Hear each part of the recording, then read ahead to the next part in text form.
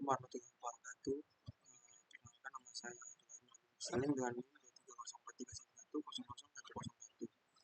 Di sini saya akan menjelaskan cara untuk menormalisasikan tabel-tabel ini. Di sini kita ada sebuah data dan bagaimana cara menormalisasikannya. Oke, langsung saja. Yang pertama di sini ada tabel UNF, yaitu tabel yang kita apa-apakan lah. Di sini masih banyak anomali seperti data-data yang kosong-kosong ini. Jadi kita akan menormalisasikan data-data ini agar lebih mudah dipahami dan tidak ambigu. Contohnya, kenapa data ini kok ambigu? Karena semisal Dr. Dimas yang di lulusan sini ya, kita hapus, maka otomatis data Farhan yang di barisan ini juga akan ikut terhapus karena di sini kosong dan ini nyambung. Itu yang pertama, kenapa kok data ini masih anomali, dan nanti setelah kita normalisasikan pasti akan ada anomali selanjutnya. Langsung saja kita ke data yang sudah kita normalisasikan. Yang pertama di sini ada data 1NF, dari mana tadi yang data kosong-kosong ini sudah kita isi, yaitu Dr. Dimas, Dr. Dika, dan Dr. Rama di sini sudah kita isi. Dan data ini masih ada anomalinya. Kenapa? Karena di antara tabel pasien dan tabel dokter di sini masih menyatu ya. Jadi entah itu yang dokter dan antara pasien itu masih bersatu. Jadi kita akan pisah di 2NF ini. Nah, setelah kita pisah, kita mendapatkan ID dokter, ID spesialis, dan nama dokter untuk di tabel dokternya. Sementara di tabel pasien, kita mendapatkan ID pasien, nama pasien, penyakit, ID ruangan, dan tanggal masuk RPS. Dan di data ini masih bisa kita normalisasikan lagi dengan cara seperti apa? Kita bagi lagi antara tabel dokter, tabel spesialis, tabel pasien, dan tabel rujukan. Ya, seperti ini contohnya. Jadi di sini kita pisah antara tabel dokter yang cuma berisi ID dokter dan nama dokter. Lalu tabel spesialis yaitu ID spesialis dan spesialis. Tabel pasien yaitu ID pasien, nama pasien, dan ruangannya. Lalu tabel rujukan di sini ada ID ruangan, nama pasien, penyakit, dan tanggal masuk RS. Lalu kita akan membuat relation key, yaitu data apa saja yang termasuk data utamanya lah. Contohnya di tabel dokter. Di sini sebelumnya tak jelasin dulu. Relation key itu buat apa? Jadi kita menyatukan data-data yang utama saja. Maksudnya antara data-data yang unik. Contoh di sini ID di tabel dokter. Di sini ada ID dokter. ID dokternya di sini RSJ 043 dan ini data unik yang tidak mungkin dimiliki dokter lain. Misal di sini ada dokter siapa ya di sini? Ada dokter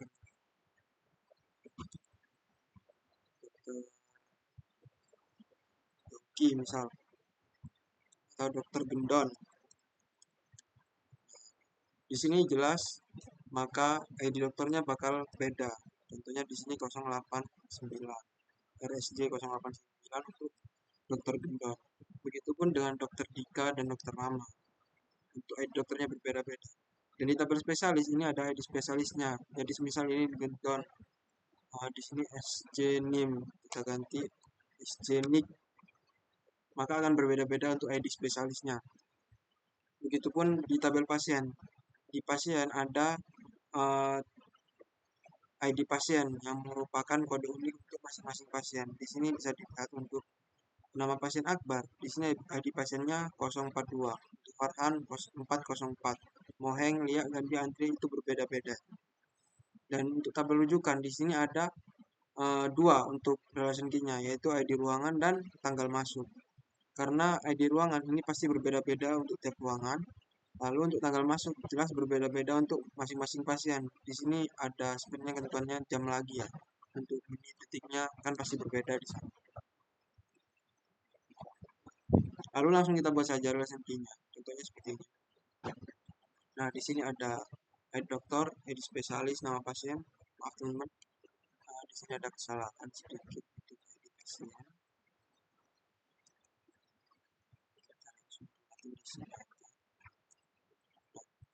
Ini ya, Jadi di sini ada ID dokter, spesialis, ID pasien, ID ruangan, dan tanggal masuk RS. Lalu kita lanjut ke aplikasi Oracle. Di sini kita akan membuat suatu data moduler untuk agar kita mempermudah untuk membaca masing-masing tabel. Jadi kita berpacu pada 3NF-nya tadi. Kita pecah menjadi tabel dokter, tabel spesialis, tabel pasien, dan tabel rujukan. Langsung saja kita coba buat di sini tabel dokter. Lalu kita apply. Di atributnya kita masukkan yang pertama di sini ada ID dokter. Kita pilih logical, lalu varchar. Untuk size-nya 20.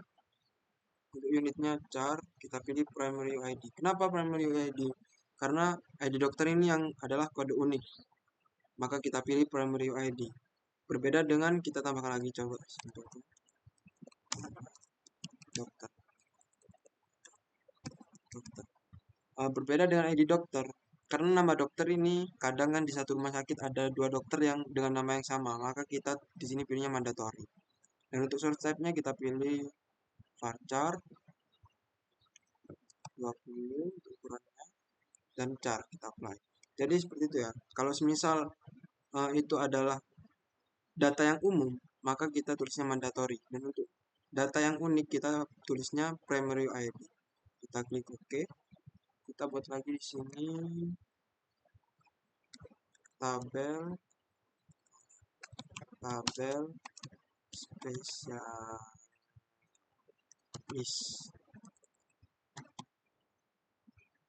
Kita klik apply.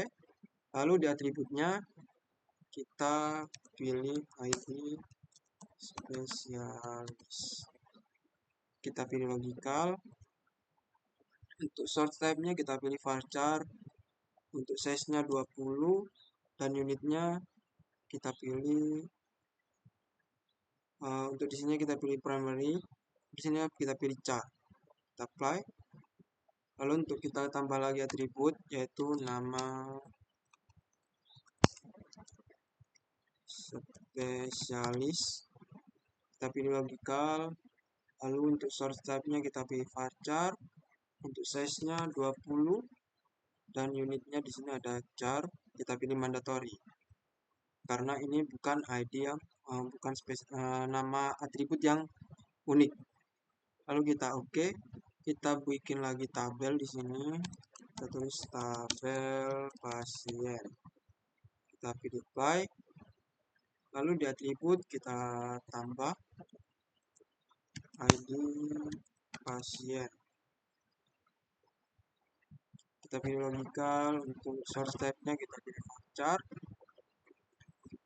Untuk size-nya 20. Untuk unitnya char kita pilih primary ID. Kita apply. Kita tambah lagi nama pasien.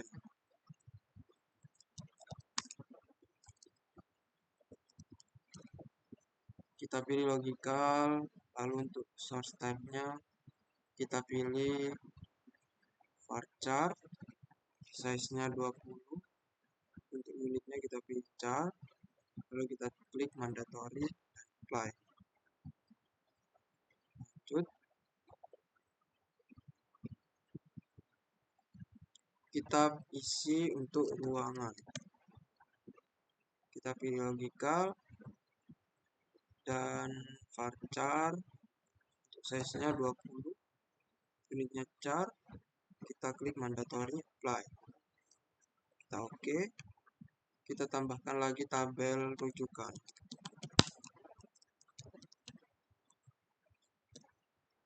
Oke, kita apply.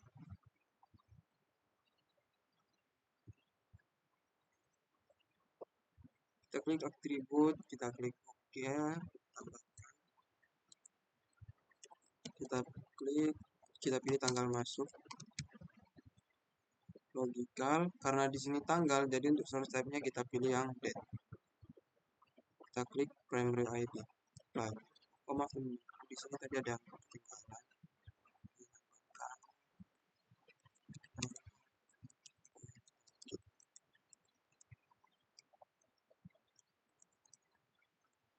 pilih logikal, lalu varchar, size-nya 20, unitnya char, mandatory, apply, oke. Kita lanjut lagi di tabel rujukan tadi, kita tambahkan lagi I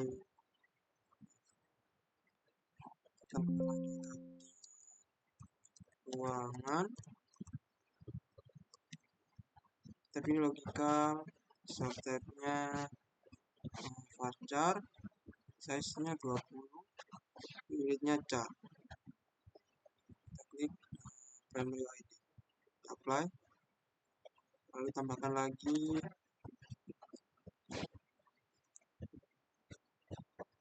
oke. Kita maaf kelebihan satu, kita apply saja, langsung kita oke. Dan di sini kita bakal bikin relation key. Jadi kita tulis relation key yang sudah kita buat tadi yang di bawah sini. Jadi kita masukkan semua ini. Jadi kita tulis key, kita apply. Untuk atributnya yang pertama ID dokter,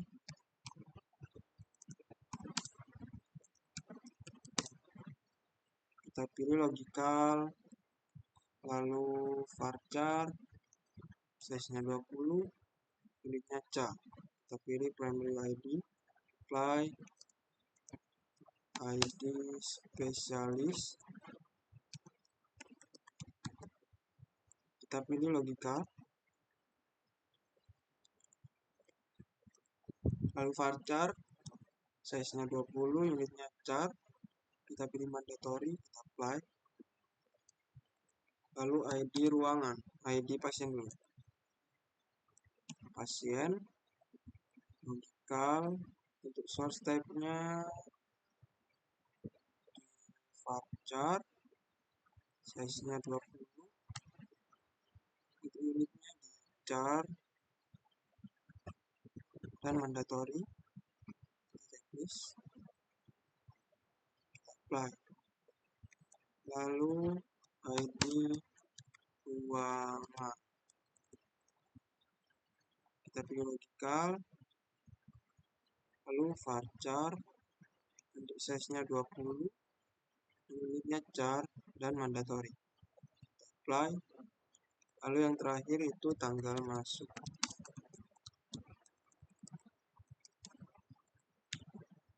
Kita pilih logikal, untuk source type-nya kita pilih varchar, size-nya 20, unitnya char, dan primary ID, apply, dan oke. Lalu kita akan menghubungkan dari primary key ini yang di tengah ke masing-masing tabel ini, yaitu tabel dokter, spesialis, tabel pasien, dan tabel rujukan. Dan cara kita klik ini, kita klik, lalu kita klik ke sini, dan oke. Kita tambahkan lagi, jadi dari tengah ke pinggir ya teman-teman, bukan dari pinggir ke tengah. Kita klik oke, kita klik lagi dari primary ID-nya ke tabel pasien, kita klik oke, lalu yang terakhir dari primary ID ke tabel rujukan, kita klik oke. Nah, jika sudah seperti ini, kita klik saja ini Engineer Relation Model, lalu kita klik Engineer. Nah, sudah selesai.